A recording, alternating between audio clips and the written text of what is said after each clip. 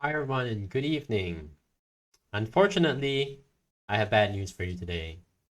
If you're Malaysian, you probably already know this, but Malaysia has just re-implemented the lockdown measure known as the MCO, or Movement Control Order. It's a lockdown in all but name, but unlike the previous lockdown, it is more targeted to 5 states where cases have been really getting out of hand. So the prime minister announced this yesterday afternoon.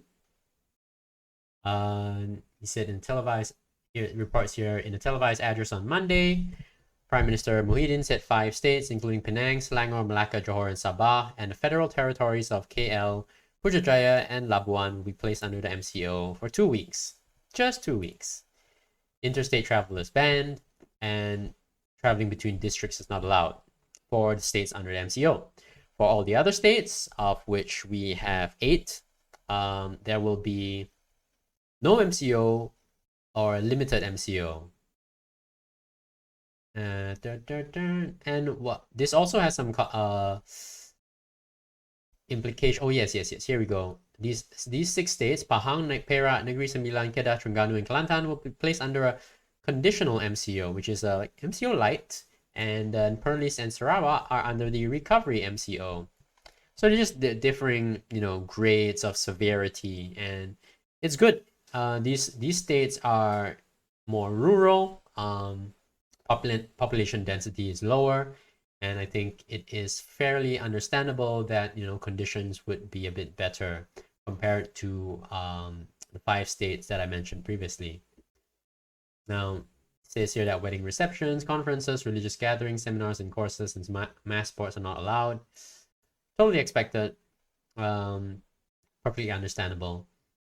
Now, students and exam candidates, like students with important exams coming up, will still be able to sit for those exams. So it is, as you can see, it seems the more we hear about it, the more it seems like, okay, it's a bit more thought through than the last one. The last one, because it's the first time, it's certainly more problematic.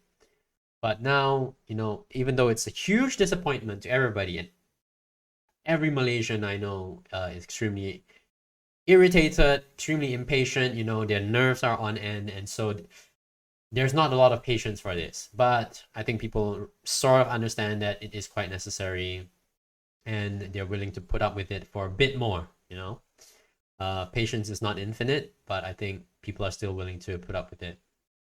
This report ends that bed capacity in Malaysia is 23,000, and active cases have surpassed 28,000, which of course sounds really really serious. But as I understand it, I think hospitals typically have some spare capacity, or if not, many countries, many cities have also made use of temporary facilities like hotels, or like they build temporary hospitals. So this is, I'm not sure, and this is just me being more critical thinker. I'm not sure how severe this is. I understand that the government would want to portray it as severe as possible so that people take it as seriously.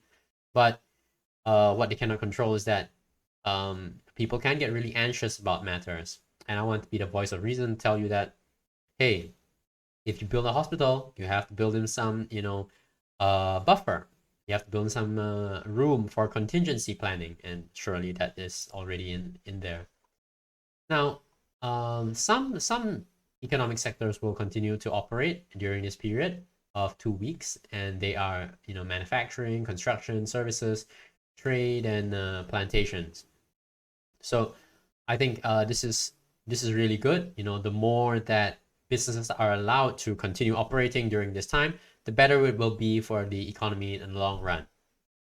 However, just like the average person, like you and me, uh, even elected officials are not immune to getting really irritated by what's going on. So here we are, and I can't deny, how much glee I take in seeing this. That elected officials are also, they can't stop being political at heart and want to go out and complain even when there's nothing to there's not really nothing to complain about, not at least not from a legal perspective.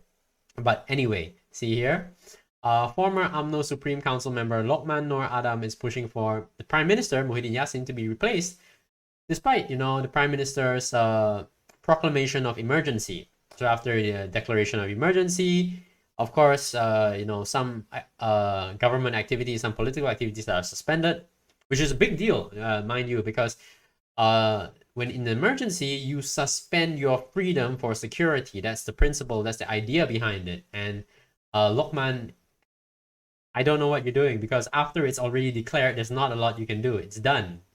It's done. But it said, okay, it goes on. Lokman, a supporter of former Prime Minister Najib, I don't really think that's relevant here, said Prime Minister Muhyiddin should not lead the government as he did not have the majority support. That's the point of an emergency, Lokman. Lokman, the point of an emergency is to suspend political wrangling in the face of a major threat. That's the point of an emergency. He goes on, I propose to preserve Tuanku's good name. It will be more appropriate if Tuanku chooses an interim PM to lead during the emergency so as not to cause negative perceptions that the emergency was declared to save Prime Minister Muhyiddin, who had lost his majority in parliament. Oh, Lokman, you're such a diva. Of course, the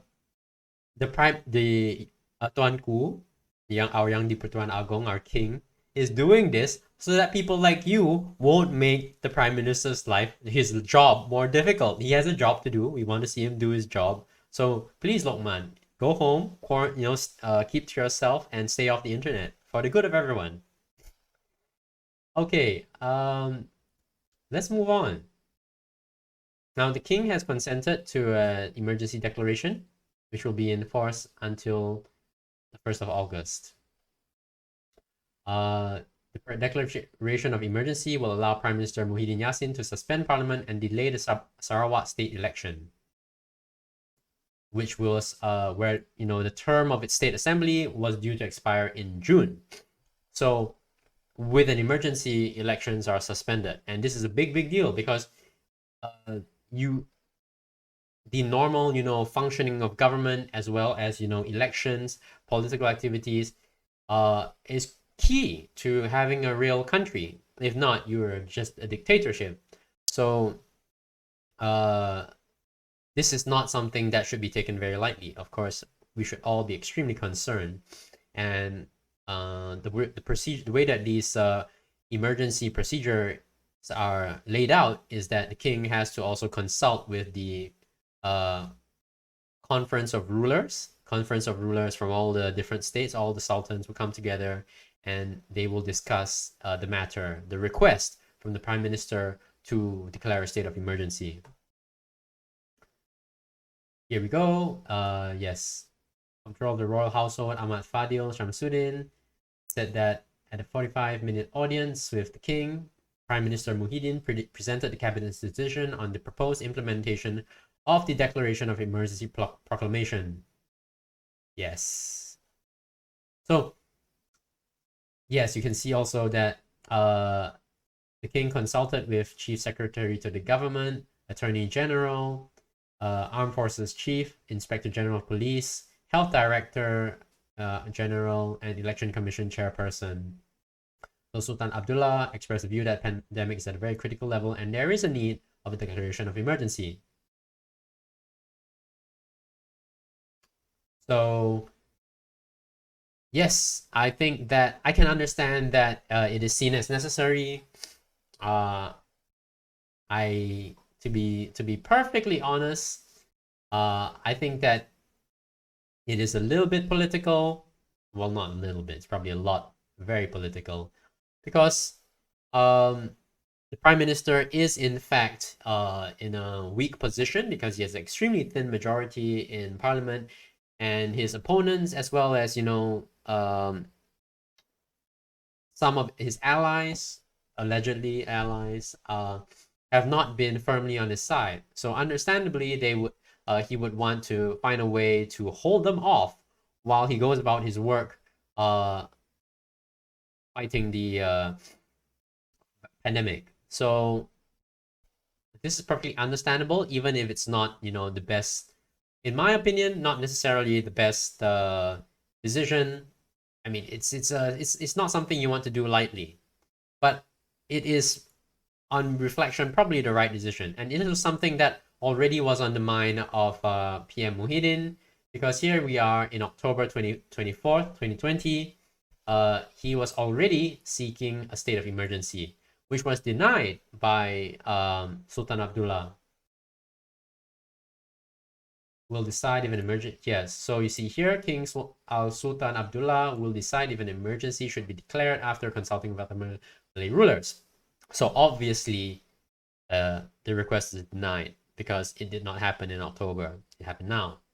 So we know that the prime minister is pretty bold, because this is not something to be done lightly, taken lightly, and yet he has gone about with it because he views it extremely important. And here we are told, yes, there will be no elections or parliament during the emergency. The prime minister said he cannot do so during a pandemic, but assured that he will call for polls as soon as it is safe to do so.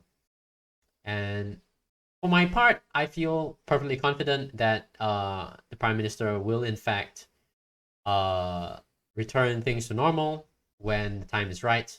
I don't think that this will lead to anything further. No, there will not be any kind of dictatorship or anything of the sort in Malaysia. It's just not that kind of country. It's definitely not. We have an extremely strong democratic process and norms, and that's since independence. And I don't think that's going to change anytime soon.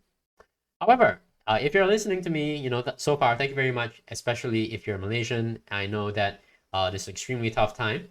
So, with perfect sincerity, I'd like to share a couple of things that I did during my own lockdown, so to speak. And I have two to share with you. The first is try a new language. So I tried out Duolingo. It works as in your browser as well as on your phone as an app, and I found it to be perfectly entertaining to learn a new language. I learned a little bit of Japanese. I learned how to read the alphabet at the very least. Turns out that Japanese is an alphabet system, not actually. You don't have to learn like 1,000 different words just to speak a few simple sentences. Unlike Chinese, which is exactly like that. It's a I forgot what you call that kind of language, but every single word is unique, so it's extremely time consuming to learn Chinese. But Japanese was really fun to learn, and Duolingo does a great job of it. I recommend it, because I really enjoyed it. I'm not receiving any kind of sponsorship, any kind of compensation to talk about them. Second thing was, you have to keep fit.